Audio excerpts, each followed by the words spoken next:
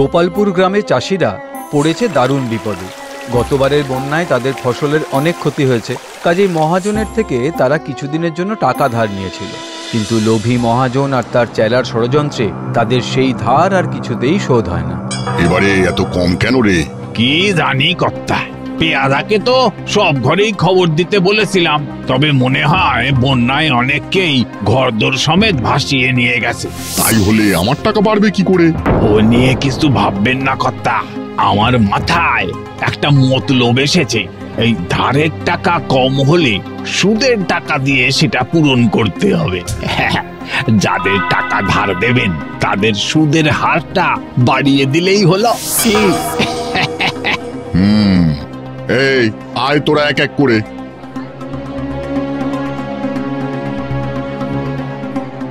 শোনো হে বাপু, বন্যার জন্য সুদের হারে কিন্তু বদল হয়েছে, বুঝেছো? এবারে কিন্তু 20%। আগে নিজের নাম বল, তারপর বাপ, কাকা, জ্যাঠা সবার নাম ঠিকানা বল এক এক করে।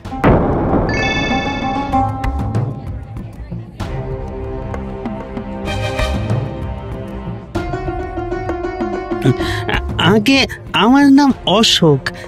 বউ বাচ্চা ছাড়া তো আমার সাত কুলে আর কেউ নেই। কার নাম ঠিকানা বলবো কর্তা? তাহলে তোকে আমি টাকা দেবো কি করে? তোর ধারের টাকা শোধ করবে কে শুনি? কেন কর্তা, আমার ধারের টাকা আমি শোধ দেব। আমি তো আছি।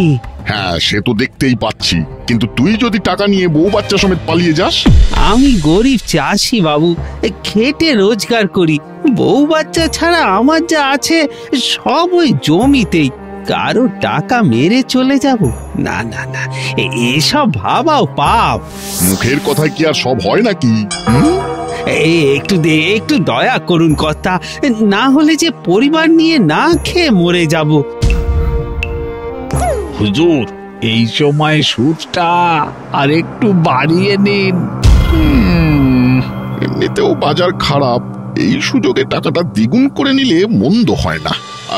ঠিক আছে ঠিক আছে, তাহলে এবারে কিন্তু 4 মাসে আমাকে দ্বিগুণ ফেরত দিতে হবে, একদিনও দেরি করা যাবে না। হ্যাঁ, মাত্র 4 মাসে দ্বিগুণ টাকা ফেরত দিতে হবে, কিন্তু কি বা করি? ঠিক আছে কর্তা, ঠিক আছে। এই দুঃখীরাম, এর ঘরটা কোথায় একবার দেখে আয় তো। ভগবান আপনার মঙ্গল করুন, মঙ্গল করুন।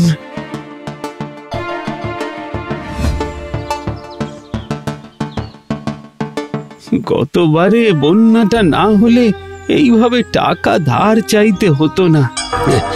তবে ভগবানের কৃপায় এইবার চাষবাস ভালো করে হলে এ টাকা আমি ঠিক ফিরিয়ে দেব। দুঃখীরামকে নিজের ঘর দেখায় অশোক, যাতে দেনা শোধ না হলে মহাজন সেই ঘর কেড়ে নিতে পারে। এই যে, এটা আমার ঘর। অশোকের ছেলে সন্তু আর তার বড়লোক বন্ধুরা তখন রাস্তার ধারে বসে দূরবীন দিয়ে চারিদিক দেখছিল। কিরে সন্তু, তোদের ঘরে হঠাৎ মহাজনের লোক গিয়েছিল, তাই নাকি? বাবা, তা সন্তুদের ঘরে কি রান্না হয়েছে সেটাও একটু দেখ না, খুব খিদে পাচ্ছে। আমার দূরবীন দেখে হিংসা হচ্ছে বলে ঠাট্টা করছিস, তাই না? আমার বয়েই গেছে, আমারও তো চাকা লাগানো জুতো আছে, তোর আছে? উফ, এই তোরা থাম তো, তোদের কি কথা বলার আর কোনো বিষয় নেই?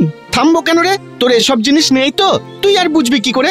সে অবশ্য ঠিকই, এত দামি দামি জিনিস আমি আর কোথায় পাবো। যাই হোক, এই আমার একটা কাজ আছে রে, আমি চললাম।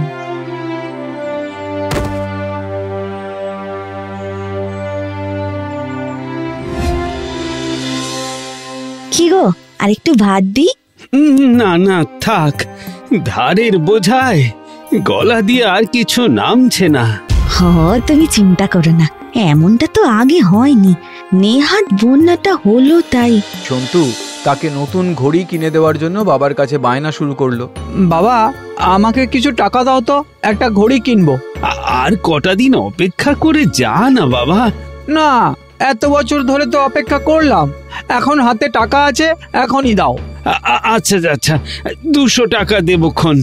200 টাকায় কি ঘড়ি হয়? 1500 টাকা লাগবে। হ্যাঁ, একটা ঘড়ির এত দাম? কে বললো তোকে? আমার বন্ধুরা। তুই যেমন আর তোর বন্ধুরাও তেমন। তুমি কি বুঝবে? তোমার কোনো বন্ধু বান্ধব আছে নাকি? ওই তো ক্ষেত আর ঘর। কে বললো আমার বন্ধু নেই? ওই ক্ষেতেই আমার বন্ধু বান্ধব আছে, যারা আমার কাজে আমাকে সাহায্য করে। আমি যখনই কিছু চাই তোমরা আমাকে কিছু না কিছু বলে বারণ করে দাও। টাকা দেবে না বলে দিলেই হয়, অত বাহানা করার কি আছে? আমি আর খাবো না, আমার খিদে নেই। ঘড়ি না পেয়ে অবুঝ সন্তু রেগে মেগে বাড়ি থেকে বেরিয়ে গেল। পথে দেখা হলো তার বন্ধুদের সঙ্গে। তারা তখন ছিপ নিয়ে চলেছে মাছ ধরা প্রতিযোগিতায়। কিরে, ছিপ নিয়ে কোথায় চললি? আরে সামনের পুকুরে মাছ ধরার প্রতিযোগিতা হচ্ছে না, ওখানে নাম দিয়েছি। তাই বলে এত সরঞ্জাম? মাছ ধরতে তো একখানা ভালো ছিপ হলেই হয়। এ তো আর তোর কঞ্চি দিয়ে বানানো 2 টাকার ছিপ নয়, এসব দামি ছিপের জন্য অনেক কিছু লাগে। একটু ভেবে নিয়ে সন্তুও তাদের পিছু নিল মাছ ধরা দেখতে।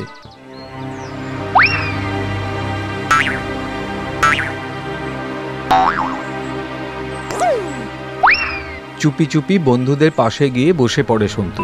দূর দূর, এই পুকুরে বোধহয় একটাও মাছ নেই। ধরতে না জানলে পুকুর খালি। তুই কি ডুবে দেখেছিলি নাকি? ওরে, এটা আমার কথা নয়, ফাতনার কথা। এখনো অব্দি একটিবারও কারো ফাতনা নড়েনি। হঠাৎ সন্তুর মাথায় একটা বুদ্ধি খেলে যায়। তোরা একবার কেঁচো দিয়ে চেষ্টা করে দেখতে পারিস। এখন কেঁচো কে আনবে? দাঁড়া দাঁড়া, আমি নিয়ে আসছি।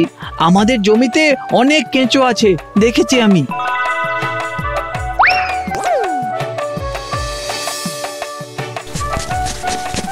নিজেদের জমি খুঁড়ে নারকেলের মালা ভর্তি করে কেঁচো নিয়ে আসে সন্তু।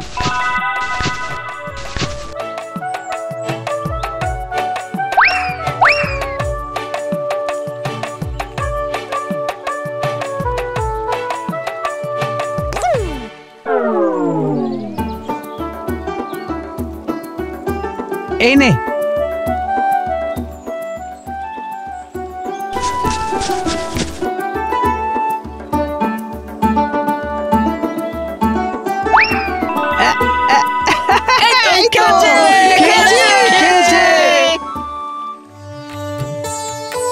দশটা 100, 10টা 100, দারুণ কেঁচো, মাছ উঠবেই। নিজেদের জমির কেঁচো বিক্রি করে অনেক টাকা রোজগার হলো সন্তুর। আর সেই টাকা দিয়ে সে তার পছন্দের ঘড়ি কিনে মহানন্দে ঘরে ফিরল। মা, এই দেখো কেমন হয়েছে। বাহ, সুন্দর হয়েছে। দেখে তো বেশ দামি মনে হচ্ছে। তা টাকা কোথা থেকে পেলি? তুমি যখন দাওনি তখন তোমার জেনেও কাজ নেই। তুমি তোমার জমি নিয়ে থাকো।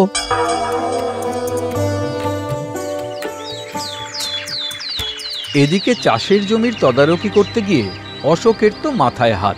ফসল তো ভালো করে বাড়েইনি। ওদিকে মহাজনের দেনা শোধের সময়ও এসে গেছে।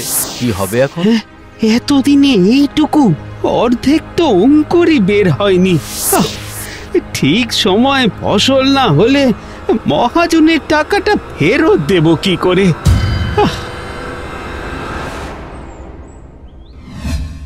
এরই মধ্যে অশোকের আশঙ্কা সত্যি করে অশোকের বাড়িতে এসে হাজির হলো মহাজন।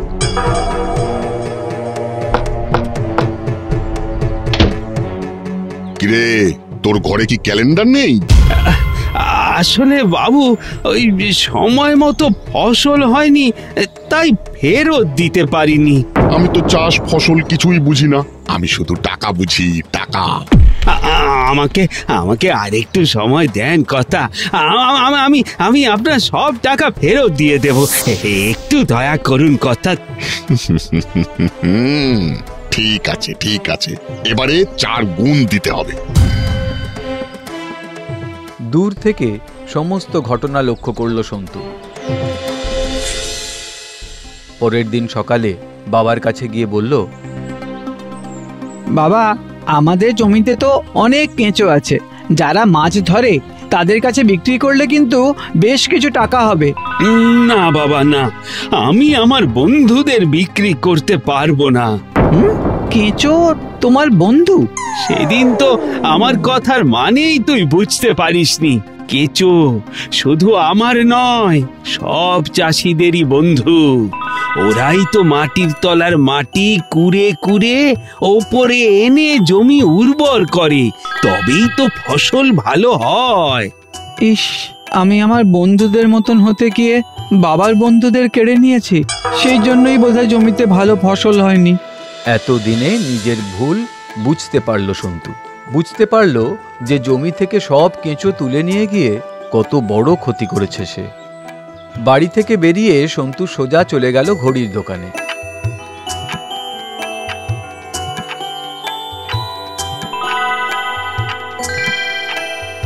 তার সেই পছন্দের ঘড়িখানা বিক্রি করে সেই টাকা দিয়ে চাষের জন্য কেঁচো কিনে আনলো, আর সেই কেঁচো ছড়িয়ে দিল তাদের চাষের জমিতে।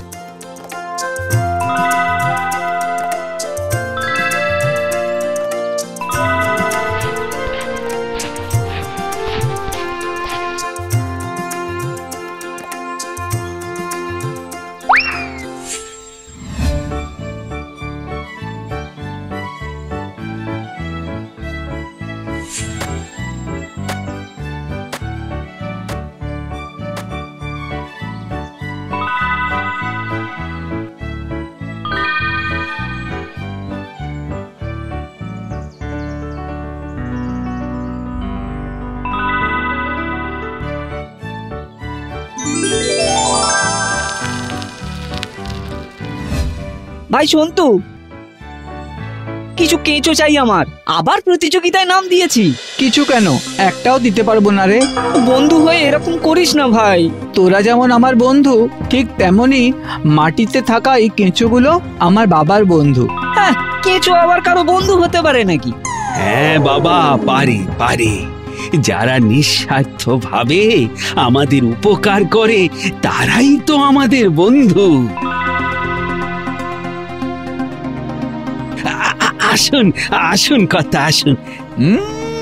খুব যে খাতির করছিস অশোক, ধারের টাকা জোগাড় হয়নি নিশ্চয়। এই নিন কথা, আপনার টাকা, আর সঙ্গে ফসলও নিয়ে যান এক বস্তা। তা ফসল বেশ ভালোই হয়েছে দেখছি। সবই বন্ধুর উপকারের ফল। কে বন্ধু? কেঁচো বন্ধু, যে আমারও বন্ধু, বাবারও বন্ধু।